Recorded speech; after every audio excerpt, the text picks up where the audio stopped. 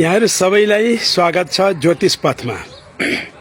यो अहिले यहाँहरुले हेरिरहनु भएको छ यो वृक्षको नाम हो शमीको वृक्ष। यो शमी भनेको यो शमी विशेष गरेर यो दशैंमा दर्शन गर्ने र यति मात्रै होइन, यो शमीको वृक्षको दर्शनले शनि ग्रह प्रसन्न हुन्छ। शनि ग्रहको लागि गणेश भगवानको लागि चढाउनको लागि अत्यन्त शास्त्रमा उल्लेख गरिएको र घरमा यो शमीको वृक्ष राखियो भने वास्तु दोष पनि नाश हुने।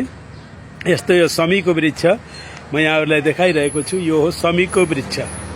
यो शमीका पात मसिना यस्ता पात छन् र यस्तो यो साना साना अलिअलि काँडा छन्, साना साना हल्का काँडाहरू हुन्छन्, भित्र साना साना काँडा छन् र यो शमीको शमी समेते पापमे उसको दर्शनले पाप नाश हुन्छ। यस्तो यो शमीको ठुलो महत्त्व छ।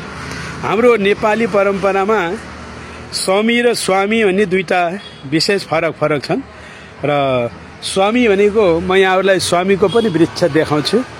यो हाम्रो चौतारीमा हुने स्वामी यो हो। यो चाहिँ चौतारीमा ठुलो भएर बस्छ र विशाल वृक्ष हुन्छ यो स्वामी। यसको नाम स्वामी भनिन्छ यो। र असली स्वामी यो हो भने चौतारीमा हुने स्वामी हाम्रो यो नेपालको लागि विशेष यसको ठुलो महत्त्व छ भने यो शास्त्रमा उल्लेख गरिएको यो वृक्ष हो शमीको वृक्ष। शमी पनि शास्त्रमा घरमा लगाउन सकिन्छ, गमलामा पनि लगाउन सकिन्छ, फुलबारीमा लगाउन सकिन्छ। यो अत्यन्त उपयोगी र भगवानको लागि चढाउनको लागि, पात चढाउनको लागि पनि अति राम्रो। यो शमी अत्यन्त उपयोगी र वास्तुशास्त्र को लागि पनि राम्रो, वास्तु दोष नाशको लागि राम्रो, शनि ग्रह शान्ति गर्नको लागि पनि यो दर्शनले मात्रै शनि ग्रह शान्ति हुने। यस्तो यो शमीको वृक्षको दर्शन यहाँहरुको लागि मङ्गलमय होस्।